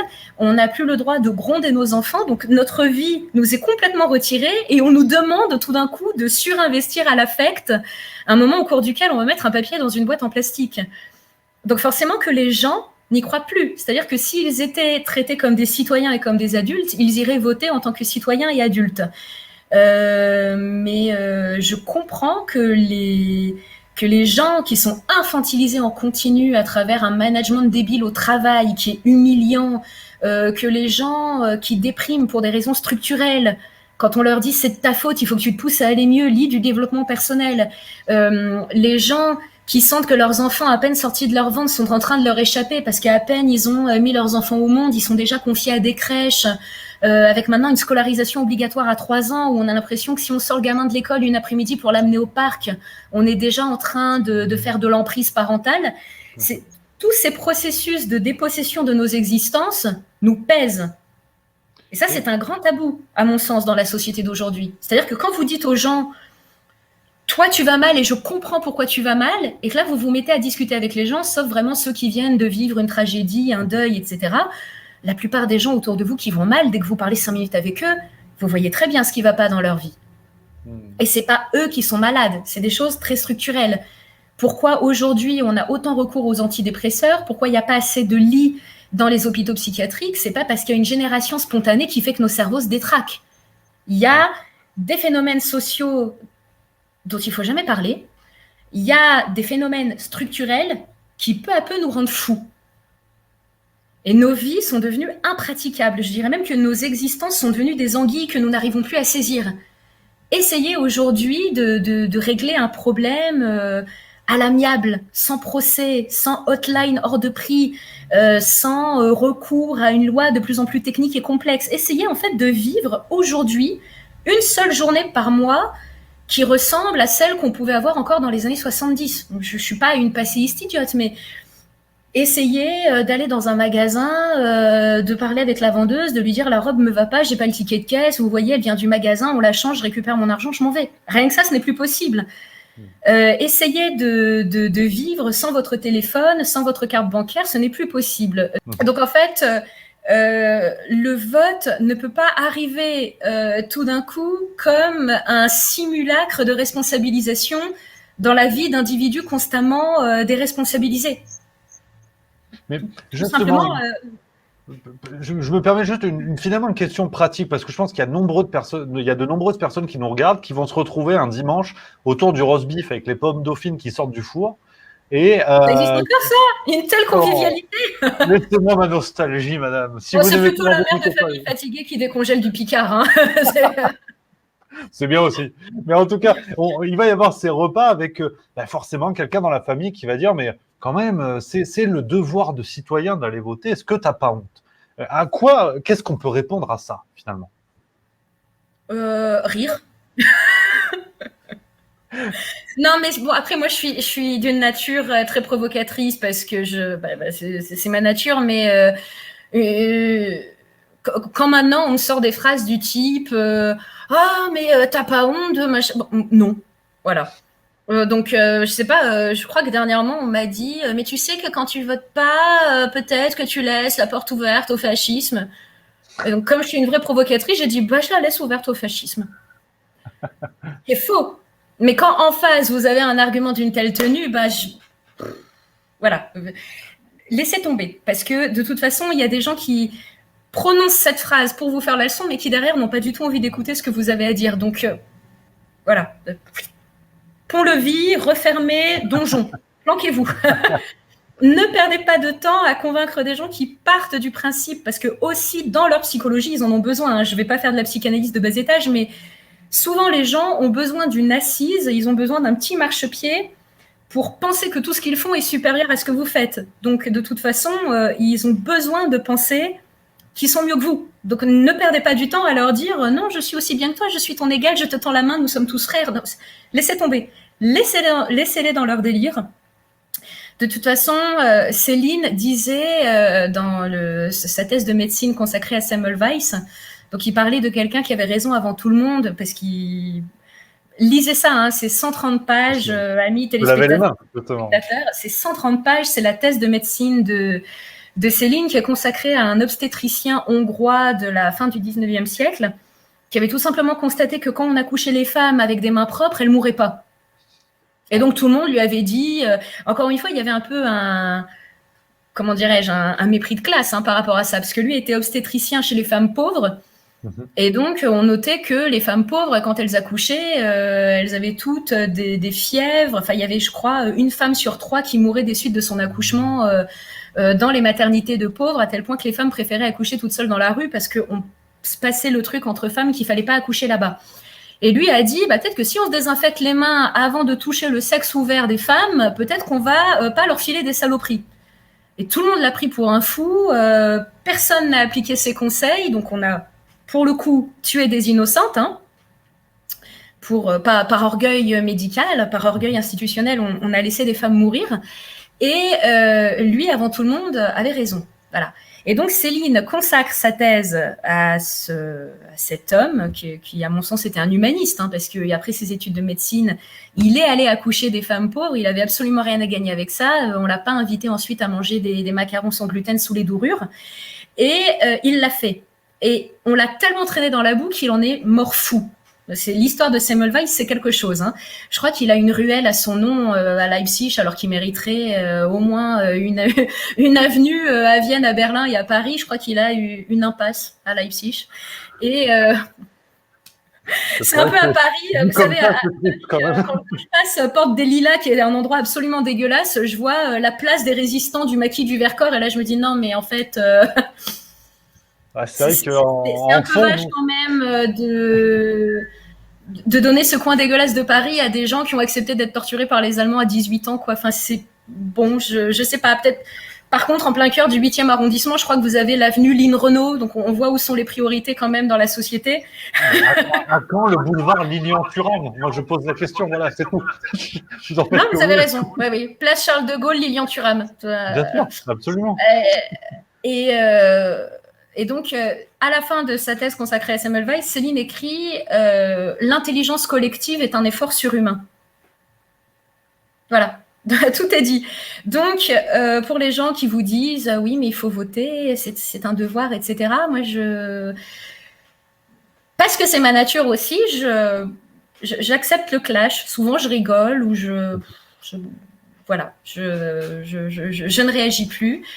Et il faut, je pense, de plus en plus faire ça parce que les temps qui s'annoncent au niveau idéologique, politique et social, ça va être que des trucs à la con comme ça. Donc, voilà. Mais justement, peut-être pour se lancer dans une tentative d'analyse capillotractée, on va voir ce que ça nous donne. Mais est-ce qu'on n'a pas, quand on voit des gens comme ça ériger des épouvantails incroyables, de dire oh là là, le fascisme est à nos portes, la résurrection du nazisme et tout ça, est-ce qu'on n'a pas aussi malheureusement la lassitude de certaines personnes qui voient que nous sommes face à une classe politique sans saveur, sans goût, avec majoritairement à ce haut niveau, en haut des pyramides, des arrivistes qui sont prêts à passer d'un parti à l'autre, d'une conviction à l'autre. On voit les ententes au régional, des ententes qui ne reflètent jamais l'intérêt de leurs citoyens. On ne parle pas du tout de l'ouverture de nouvelles lignes de bus, de nouveaux gymnases, de l'accès à la santé. Non, c'est Muselier qui est REM, mais peut-être un peu LR, on ne sait pas trop. C'est tout le monde qui appelle à faire barrage au RN, comme s'il y avait une armée de castors qui n'avait qu'une envie, c'était de construire des barrages. C'est assez terrible et du coup, on a cette vie politique complètement nulle, globalement, à cette échelle-là. Je ne parle pas de l'échelle municipale, où là encore, on a des gens qui se battent au quotidien. Cette échelle médiatique et politique complètement nulle. Et des gens qui, de l'autre côté, se disent c'est tellement nul qu'on va s'inventer des drames. On va s'inventer de la gravité. On va se dire c'est le fascisme. Julien Audoul qui fait des striptease, c'est le fascisme. C'est quasiment Goebbels. Je ne connais pas, je connais pas tout ça. Je vous l'enverrai. C'est toujours bon à prendre. Je vous l'enverrai. C'est un cadre du Rassemblement national. Il y a une vidéo. D'accord. J'espère qu'ils ne sont pas Gérard Larcher, parce que moi, le flanc anglais, c'est pas non plus. Non, pour le coup, ça dépend à quoi il ressemble. Mais si c'est un du stade façon calendrier noir et blanc, ça passe. Mais sinon. L'homme est galbé. Il faut reconnaître le geste. L'homme est galbé. Non, il y a. D'accord. Où il faut effectivement, c'est pas non plus Jean-Pierre Raffarin, comme on dit. Mais donc face à cette classe politique qui n'a plus de saveur, est-ce qu'on n'a pas des gens qui s'inventent des drames? C'est un peu la théorie de Steiner dans Le Château de Barbe-Bleue, où une génération qui n'a rien vécu finalement devient un petit peu va-t-en-guerre. À trop connaître la paix, on commence à fantasmer un petit peu le chaos. Est-ce que c'est pas ça, aujourd'hui en France en tout cas? Oui, je pense qu'il y a un peu de ça. Alors, la référence à Steiner est bonne. Moi, elle est beaucoup plus facile. C'est peut-être un peu plus éculé ce que je vais dire, mais moi, je pense forcément à la société du spectacle de Debord. C'est qu'on a besoin de spectacles, donc on a besoin d'un spectacle antifasciste. On parle quand même d'un pays qui a connu une décapitation de profs en pleine rue. Si la réponse en face, c'est le RN, on est quand même très loin de Poutine qui envoie l'armée en Tchétchénie et qui dit on va poursuivre les islamistes jusque dans les chiottes. Donc, pour de nombreuses raisons personnelles, je suis très loin d'appeler à la ratonnade. Je n'appellerai jamais à la ratonnade. Je n'appellerai jamais à rendre coup sur coup. Mais si le RN était vraiment un parti fasciste, je doute que suite à la décapitation de Samuel Paty dans la rue, on aurait eu un communiqué à l'AFP pour dire « Ouh, c'est pas bien, c'est contre les droits de l'homme ». Ouais. Donc, les gens qui sont convaincus que le fascisme est à nos portes, je suis désolée pour eux, ce sont des incultes. Savez-vous ce qu'est le fascisme, pour commencer? Le fascisme, aujourd'hui, ne peut pas revenir. Il y aura des régimes autoritaires, comme ça a toujours existé, et il n'y a aucune raison pour que ça ne revienne pas. Peut-être même que le régime autoritaire, en réalité, nous sommes déjà dedans. C'est une question, absolument. Voilà. Donc, c'est bien beau de vouloir combattre le fascisme. Préoccupez-vous déjà de ce que nous avons en place. Voilà, parce que quand on a un arsenal technologique, un arsenal de surveillance de masse, et qu'on a des policiers qui ressemblent de plus en plus à des Robocop avec la reconnaissance faciale au niveau de l'iris des yeux, quand vous ne pouvez pas faire votre passeport, quand bien même vous êtes une oie blanche, vous ne pouvez pas aujourd'hui faire votre passeport sans donner vos empreintes digitales.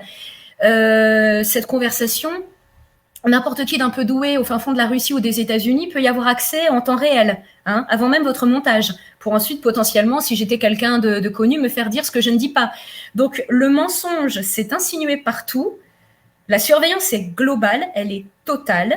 On a eu Edward Snowden, on a eu Julian Assange, hein, 2 personnalités que la France a refusé d'accueillir. Je dis ça comme ça. Hein. Donc le gouvernement autoritaire, en réalité, nous sommes déjà dedans. C'est une autorité très douce, mais c'est une autorité quand même. Et donc, plutôt que combattre le fascisme qui, dans sa forme historique, ne peut pas revenir, préoccupons-nous plutôt de où nous sommes, plutôt que de prévenir des dangers qui, pour l'instant, ne nous guettent pas. Nous sommes menacés par la société de surveillance, nous sommes menacés par la dictature soft. Il y a des gilets jaunes, faut pas l'oublier, qui sont passés au tribunal, à qui on a retiré les enfants. Donc si ça, c'est pas une dictature, vous vous engagez politiquement, on vous enlève vos gosses, c'est-à-dire qu'on vous enlève ce qui est le plus à même de vous faire fléchir, hein. Parce qu'on vous enlève votre maison, je pense que vous pouvez garder vos idéaux politiques. Si on touche à vos enfants, vos idéaux politiques, je sais de quoi je parle, vous y renoncez dans la minute, hein. Donc un régime qui est capable de confisquer les enfants d'opposants politiques, il faut commencer quand même à se poser la question de ce que c'est. Mais le barrage à Macron, personne ne va en parler, tout comme le barrage aux vieux républicains et aux vieux socialistes, on n'en parlera pas. Parce qu'on a déterminé que la figure la plus dangereuse, c'était Marine Le Pen, qui, à ma connaissance, est une fille à papa qui a repris la PME familiale. Donc, ça ne veut pas dire qu'elle ne peut pas être dangereuse en reprenant une PME familiale, mais avant d'en faire une Mussolini, on va quand même se calmer 5 minutes. Voilà. Nous sommes dans une société tellement apathique que le fascisme, en tant que tel, de toute façon, ne peut pas revenir. Il peut y avoir une autorité appuyée sur la technologie, parce que la technologie va assurer l'autorité à notre place, hein, c'est quelque part, c'est une autorité de lâche, hein. Mais le fascisme, dans sa forme historique, il ne reviendra pas. Si on a peur de la Covid, il n'y aura ni fascisme ni antifascisme. Il n'y aura ni l'un ni l'autre. Parce que des fascistes prêts à mourir pour leurs idées, il n'y en aura pas, tout comme les antifascistes sur les réseaux sociaux, si demain on leur fait boire l'huile de ricin et on leur montre le nerf de bœuf, ils vont cesser d'être antifascistes très vite. Le courage politique qu'avaient nos aïeux, nous ne l'avons plus. Il n'y aura ni fascisme ni antifascisme. Par contre, il peut y avoir une dictature orwellienne sans aucun problème. Je pense que nous avons déjà mis carrément les 2 pieds dans la porte, hein, par rapport à ça. Et oui, il y a effectivement une génération qui a été beaucoup pointée du doigt pendant la crise de la Covid, donc pour le dire vite, les boomers. Et donc on a des gens qui naissent après la guerre, qui ont été éduqués dans la peur de la guerre, ce qui est normal. Donc on a une génération... bon après, il y a des ouvriers, entre guillemets, boomers, qui ont très mal vécu toute leur vie, qui ont vécu comme des pauvres. Donc on ne peut pas non plus généraliser et essentialiser toute une génération. Mais pour en tout cas les boomers vindicatifs, on a une génération qui a connu le plein emploi, qui est devenue propriétaire en quelques années, qui n'a pas connu la faim, qui a connu la meilleure protection sociale de la France de l'après-guerre, et qui tout d'un coup à 70 ans maintenant nous dit « Ah ouais mais ma fille, là il va falloir faire barrage au spectre de Mussolini ». Ça ne prend pas. Et en fait, ce qui prend, puisque nous sommes dans la société du spectacle, c'est quelque chose qui me surprend, c'est des agitateurs politiques vulgaires qui ressemblent à des clowns.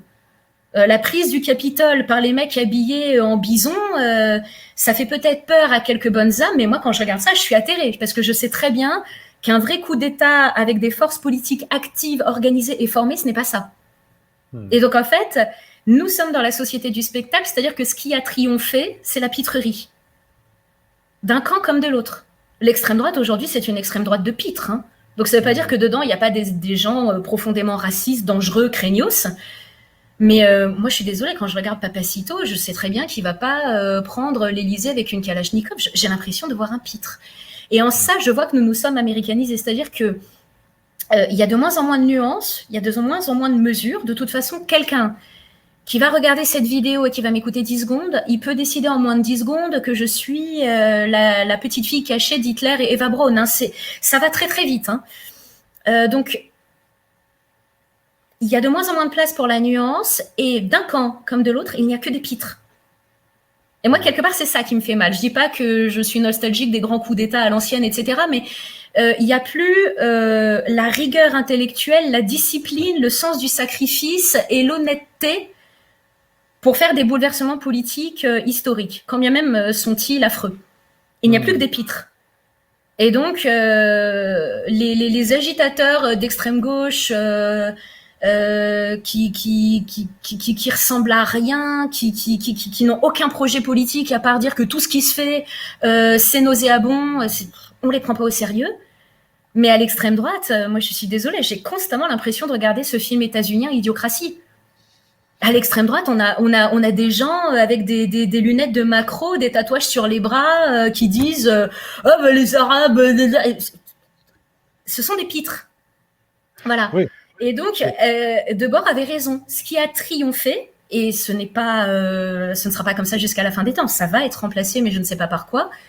Pour l'instant, ce qui a triomphé, c'est le spectacle, sa vulgarité, sa bêtise, son inconsistance et son manque d'intérêt complet. Et nous sommes faits américains. Ça aussi, Debord, il l'écrit, nous sommes faits américains. Et donc, jusque dans la vie politique et jusque dans les pôles de la vie politique, nous sommes faits américains. Moi, j'ai l'impression de voir des gus arriver au Saturday Night Live Show ou je sais pas quoi, faire leur numéro de cirque, tagada, poète et repartir. Donc, il y en a qui disent il faut foutre les Arabes à la mer et il y en a d'autres qui disent il faut donner des traitements hormonaux aux enfants parce que le sexe n'existe pas. Mais les deux sont des clowns. Et je n'ai de respect ni pour l'un ni pour l'autre. Pour ça, moi, je suis... je resterai une espèce de pasolinienne convaincue. La société de consommation est notre nouveau fascisme. Et il a annihilé notre conscience plus qu'en a pu le faire le fascisme. Parce que pour ceux qui connaissent Pasolini, il décrit ça très bien. Et Pasolini, en plus, il a tous les gages pour qu'on l'emmerde pas. Il est homosexuel. Il se fait jeter du Parti communiste italien parce qu'il a des aventures avec des jeunes hommes. Il se fait virer de l'équivalent italien de l'éducation nationale parce qu'il est homosexuel. Et son frère aîné a été tué par les mussoliniens. Et c'est quelqu'un, dans les années 60, qui dit il y avait dans le fascisme la possibilité d'échapper au fascisme, dans votre propre conscience. Donc, il y avait des défilés fascistes dans la rue. Vous y alliez parce que vous n'aviez pas non plus envie de mourir en refusant d'aller à un défilé. Puis, vous faisiez le théâtre. Et une fois rentré chez vous, vous pouviez vous foutre de la gueule de Mussolini. Mais la société de consommation, une fois qu'elle vous a eu, elle a eu jusqu'au plus profond de votre âme. Elle a eu votre capacité de penser. Et ça, c'est quelque chose qu'on ressent aujourd'hui constamment. C'est quelqu'un qui est aliéné par la société de consommation, c'est quelqu'un qui n'est pas capable de la remettre en question. Même quand on parle ensuite d'écologie en disant non, mais là, il faut faire quelque chose, sinon on va littéralement tous crever, ou en tout cas à 99%. Donc, ce sera l'inverse de la Covid. Hein. On a 99,5% d'y échapper. Là, on va avoir 99,5% de chances d'y passer, hein, si ça continue. Vous expliquez ça aux gens, ils vous expliquent on va continuer la société de consommation avec de l'énergie verte. C'est l'aliénation est complète et la société de consommation a réussi à faire ce que le fascisme n'a pas réussi à faire. Et moi, je vais vous donner une anecdote par rapport à ça. J'ai ressenti ça au Québec. C'est-à-dire qu'au Québec, quand j'ai étudié l'histoire du Québec, je me suis dit, on a quand même des gens qui ont, et c'est pareil pour la déportation des Acadiens, on a des gens qui ont survécu à la déportation, à l'humiliation, au fusil, presque aux dragonnades. Hein. On a des gens qui ont survécu à ça. Et dès qu'il y a la parabole avec... je ne sais même plus comment s'appelle cette chaîne musicale hyper connue états-unienne là. MTV. Voilà, MTV. Une fois qu'il y a la parabole et MTV, là tout d'un coup tout le monde parle anglais. Il n'y a plus de résistance. Et j'étais au Pérou il y a quelques années et à un moment je me retrouve dans un village vraiment paumé dans les Andes. Donc là ça fait vraiment bobotte. Je suis allée au fin fond du monde et les gens ils ont une spiritualité incroyable. C'est pas du tout ce que je dis. Hein. Moi je suis allée au Pérou, j'en ai rien à foutre des gens et de leur spiritualité. Je voulais faire de la rando. Donc voilà, tenez-le pour vous pour dire, moi je vais pas à l'autre bout du monde pour parler avec des gestes à des gens à qui j'ai rien à dire. Enfin, je les aime bien, mais j'en ai rien à foutre de rencontrer des gens en fait. Je trouve déjà qu'il y a trop de gens. Donc si je prends l'avion, Voilà, que terre-mère me pardonne, c'est pour la rando. Parler avec des vachers au fin fond du Népal, ils sont très sympas, mais je vais pas pousser le vice à faire semblant de m'intéresser à leur vie. Je sais que j'ai rien à leur dire, quoi. Bref. Donc, j'étais au Pérou pour faire de la rando et le Mektoub m'a amené dans un village mais complètement perdu. Et il y avait des vieux en habits traditionnels et non pas en costume, en habits traditionnels, avec des ados qui avaient des survêtements avec la griffe Adidas sur les côtés. Et il y avait une antenne au milieu du bled et tous les ados en ronde, sans se parler, étaient autour de l'antenne relais avec leur téléphone pour regarder des clips de Rihanna. Et là, je vais en espagnol parler à un vieux monsieur, je me rends compte qu'il ne parle pas espagnol. Et là, j'étais avec quelqu'un qui parlait à la fois quechua et espagnol et qui m'a expliqué que dans ce village, personne n'avait jamais parlé espagnol. Parce que le village était tellement enclavé que les Espagnols n'étaient pas arrivés. Et donc, en fait, pendant des siècles, ils ont gardé leurs vêtements traditionnels, leur culte païen, la langue quechua. Et en une génération, ils sont passés du quechua à l'anglais. Donc, ce que les Espagnols n'ont pas réussi à faire avec les fusées, la société de consommation, les fusils, pardon, mais la société de consommation a réussi à le faire avec une parabole. Et là, on est sur du Pasolini pur et dur. La société de consommation vous détruit. C'est un chamboulement anthropologique. Et d'ailleurs, on voit bien que depuis qu'il y a la société de consommation, on est prêt pour des bouleversements anthropologiques, voire même biologiques, avec le transhumanisme, que personne n'aurait pu imaginer possible il y a ne serait-ce que 70 ans. Voilà. Donc, justement, comme dans beaucoup de chaos où c'est du chaos né la lumière, c'est joli, on dirait du Zaz carrément. Voilà. Est-ce que finalement le salut, d'une certaine manière, ne peut pas naître justement de cette société de consommation? Est-ce que ce système aussi bien installé, ce que vous dites effectivement, c'est saisissant, est-ce que ce système ne peut pas accoucher de son antidote, d'une certaine manière? Dans le monde un peu plus politique, un peu plus culturel, je pense à l'émergence d'un Juan Branco, par exemple, qui naît de ce système. Alors, on ne sera peut-être pas d'accord là-dessus. Alors, apparemment, pas du tout. Mais non, sur Juan Branco, non, vous pensez que c'est pas ça, justement, l'illustration de... Ah non, mais finissez votre phrase. Est-ce que c'est pas le symbole de quelqu'un qui vient de ce système-là et qui arrive pour le détruire avec ses propres armes, non? Yes, on a le fou rire. J'ose la question, je veux dire, voilà. Non, mais c'est vrai qu'il y a un petit peu de ça. Après, vous avez utilisé en fait un mot dans votre question qui est celui de salut et on rentre presque dans un... Alors ça peut être très intéressant, mais on rentre presque dans quelque chose d'un peu mystique, d'un peu ésotérique. Mm-hmm. Et donc, je ne sais pas quoi répondre à ça. Ce qui est sûr, c'est que aucun système n'est parfait, aucun système n'est voué à durer. Et donc, la faiblesse de ce système-ci, c'est qu'il est convaincu qu'il va durer. Donc, peut-être qu'une fois qu'il aura atteint ses propres limites, il ne restera plus rien et on va rentrer dans un monde, quitte à faire des dystopies, un peu un monde à la Mad Max avec des gens qui vont se tuer pour la dernière goutte d'eau potable. Mais en tout cas, ne serait-ce que pour des raisons écologiques, la société de consommation ne peut pas tenir. Donc, on peut encore polluer le dernier lopin de terre arable, on peut encore polluer le dernier cours d'eau, on peut encore aliéner le dernier enfant qui va naître biologiquement en ce bas monde avant de rentrer définitivement dans une ère bienvenue à Gattaca avec des êtres humains qui se nourrissent comme les plantes uniquement avec la lumière du soleil. Mais en tout cas, je pense que la faiblesse de ce système, c'est sa vanité. Je pense qu'auparavant, même l'empereur de l'Empire Inca, il avait peur de la fin des temps, il avait peur du changement de régime et il savait que tout empereur Inca qu'il était, il allait mourir et il allait laisser la place à quelqu'un d'autre. Là, on a l'impression que la fin de l'histoire, elle est là, que ça ne va jamais changer. Et oui, heureusement qu'il reste quand même des gens libres qui ne veulent pas de ça, ou en tout cas qui ne veulent pas de ça dans ces conditions. Il reste des gens qui ont envie de lire, de penser, de récupérer leur vie. Donc après, politiquement, on accroche ou pas avec eux. Mais moi, j'ai toujours plus de sympathie pour un zadiste, quand bien même il écrit en inclusif. Il me prendrait probablement pour une facho en moins de 5 minutes. J'ai quand même plus de respect pour un zadiste qui essaye de penser autre chose, de vivre autrement et qui essaye de vivre concrètement son utopie que pour un mec qui vote républicain parce qu'il veut un peu plus d'argent pour aller au restaurant gastronomique. Enfin, le mec de 30 ans qui veut vivre comme un retraité de 80 ans et qui rêve d'emmener sa copine au spa, c'est pas un projet de société. Je préfère de très loin le zadiste, même si lui, je pense que par principe, il me détesterait. Donc, il reste quand même des consciences libres, il reste des gens, moi, bon, Juan Branco, ça m'a fait rire quand vous en avez parlé, parce que je m'attendais pas du tout, mais alors je m'attendais pas du tout à ce que vous me placiez son nom, et puis, alors j'ai du respect pour ce qu'il a fait avec Crépuscule, parce qu'il a quand même très bien expliqué, avec beaucoup de pédagogie, il a expliqué à des gens qui se sentaient coincés dans la société française, il leur a expliqué que c'était fait exprès. Donc pour ça, il a vraiment usé de pédagogie, il a très bien expliqué la logique des grandes écoles, la logique d'intégration des grandes écoles, comment en gros si vous étiez bourgeois, vous étiez assuré d'aller dans les meilleures classes prépa, qui vous emmenait dans les meilleures écoles, et ensuite même si vous n'étiez pas terrible dans les grandes écoles, tant que vous aviez le carnet d'adresse, vous pouviez finir cadre sup dans une grande multinationale d'origine étatique et ensuite être tranquille quand bien même vous pataugiez dans la médiocrité.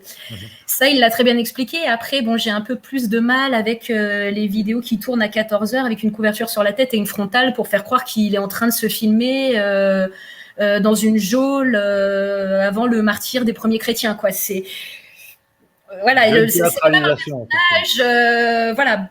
Ce qu'il a fait sur la pédagogie concernant les grandes écoles, c'était formidable. Ça, voilà. Et donc, oui, il y a lui. Moi, parmi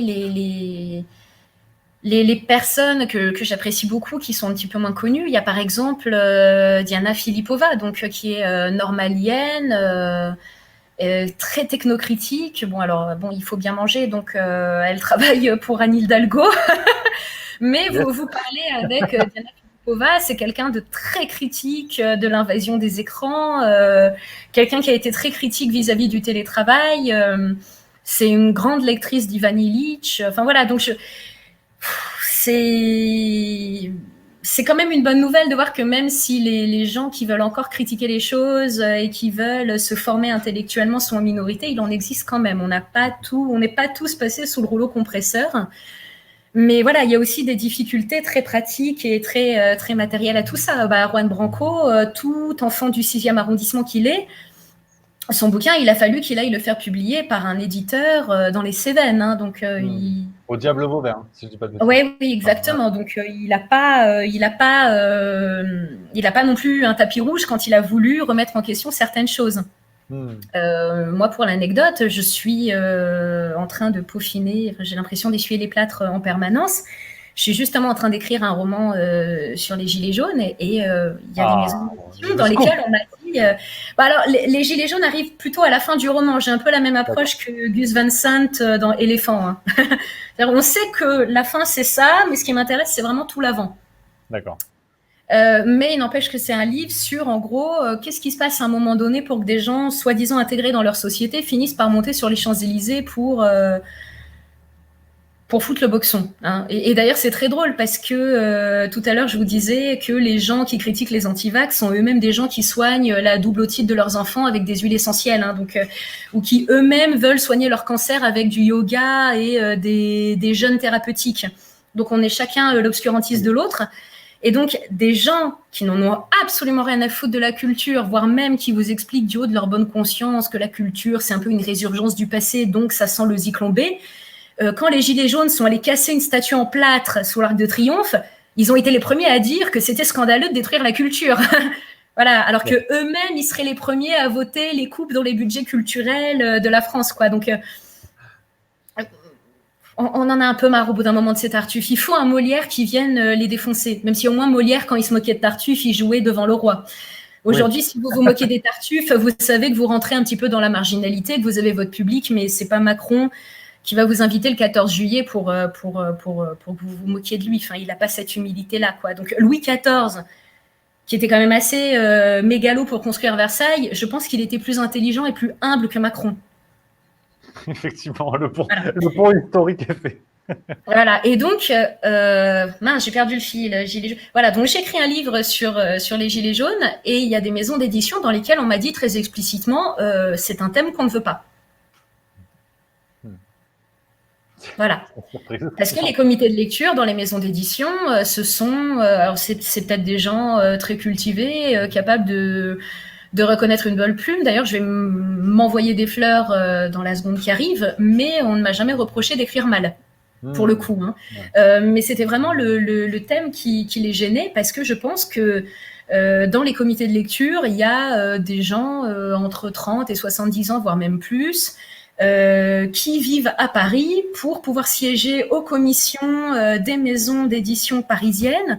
Et je pense que c'est des gens qui sont mal à l'aise avec un roman consacré aux Gilets jaunes, puisque eux-mêmes n'ont toujours pas compris ce que c'était que les Gilets jaunes. Et peut-être qu'ils ont peur de se retrouver responsables de la publication d'un livre qui sublimerait des proto-fascistes. Je pense que en réalité, les classes dirigeantes, hein, pour utiliser la rhétorique marxienne qui est chère à mon cœur, je pense que les classes dirigeantes n'ont toujours pas compris qui étaient les Gilets jaunes, ce qu'ils ont fait, pourquoi ils l'ont fait et pourquoi ils vont revenir. Je pense que la mésentente est totale, vraiment. Et on a beaucoup parlé dernièrement de la France périphérique. Si vous voulez encore mieux comprendre la France, il faut lire l'archipel français, parce que nous sommes vraiment dans un archipel, avec chacun sur son île et plus aucune communication. Enfin, il n'y a plus aucun corps social en France. Ouais. Absolument plus aucun. Il n'y a plus de liant. Voilà. La boucle est bouclée, parce que c'est vrai que les Gilets jaunes, c'était quand même notre première question. Donc voilà, cher Marion Messina, ça fait maintenant 1h30 qu'on est ensemble quasiment. On a balayé large, on a ratissé large. Et je crois que voilà, j'espère qu'en tout cas, on aura apporté des éléments de réponse grâce à tout ce que vous nous avez dit. Peut-être pour conclure, un mot pour les spectateurs de Juste Milieu. Peut-être un petit peu d'optimisme, ou est-ce que c'est la cata? Comment on fait? Oh non, c'est pas la cata. Non. Bah alors moi, pour le coup, je suis une vraie optimiste. Hein. Regardez les Suisses face à la France. Hein, il reste 2 minutes, ils marquent 2 buts. Bon, bah voilà. La vie, c'est ça. Vous avez toujours une possibilité de rebondir. Mais surtout, lisez, en fait. Voilà, lisez beaucoup. Lisez beaucoup. Alors, allumez l'écran, regardez Rémi, hein, puisque bon, il faut quand même chercher à monétiser ces vidéos. Faut pas déconner. Bah, lire beaucoup, effectivement, ça fait plaisir. Et puis, allez, au hasard, c'est faux départ de Marion. Ah oui, je ne pensais même pas. Non, mais vraiment, je pensais même pas. Il fallait en prendre un. Moi, j'allais vous dire, prenez les écrits corsaires de Pasolini. Vous voyez, j'allais même pas faire mon autopromo, surtout que vu où il est maintenant, le pauvre, il s'en fout un peu de vendre des livres, mais non, les lettres luthériennes ou les écrits corsaires de Pasolini, ou alors encore plus fin, le déclin du courage de Solzhenitsyn, ça se lit en 1 demi-heure. Voilà. Les couvertures s'affichent à l'écran. Donc pour l'été sur la plage où vous voulez, ou même pas dans un canapé au chaud, les conseils de lecture de Marion Messina, lisez. Voilà, ne lisez pas du développement personnel. Prenez les Pensées pour moi-même de Marc Aurèle, les Belles Lettres. On a fait une réédition somptueuse dernièrement. Voilà, donc Pensées pour moi-même de Marc Aurèle. Évitez Sioran, hein, parce que si vous n'allez pas bien, ne lisez pas Sioran. Prenez Marc Aurèle. Voilà. Prenez Pasolini, et si vous voulez des bons bouquins, prenez Jack London, voilà, Orwell aussi, hein, Dans la Dèche à Paris et à Londres, hein, pas forcément 1984, ou Hommage à la Catalogne, voilà. Et puis si vous voulez un roman feel good, prenez Le Gang de la clé à molette d'un auteur américain dont j'ai oublié le nom. Voilà, un grand roman de sabotage sur des écolos américains dans les années 70 qui refusent l'installation d'un barrage en plein cœur du désert, et donc en fait qui passent toutes les nuits à saboter les machines du chantier de construction. Enfin, c'est absolument génial. Voilà. Regardez Fight Club, enfin, je sais pas. Manger des glaces. Alors, mais ouvrons-nous l'esprit, voilà. Profitons de tout ce qu'on a à portée de main. Marion Messina, voilà, on arrive au terme de ce duel du jour. Un immense merci pour cet échange à bâton rompu. On s'est régalé. Donc voilà, n'hésitez pas à réagir en commentaire. C'est normal, c'est le débat, on papote. Et puis, on va se retrouver, nous, pour de prochaines vidéos sur Juste Milieu, bien sûr. Ça va arriver, il y a des thèmes tous les jours. Hein. Tous les jours, on a de nouvelles choses à se mettre sous la dent. Donc, ne lâchez rien. Marion Messina, je vous remercie une fois de plus. Merci Rémi. Un immense merci, on se retrouve très vite. Abonnez-vous, tiens, ça faut le dire, ça fait youtubeur, ça fait jeune. Donc abonnez-vous, à très vite les amis. Au revoir. Voilà. Au revoir.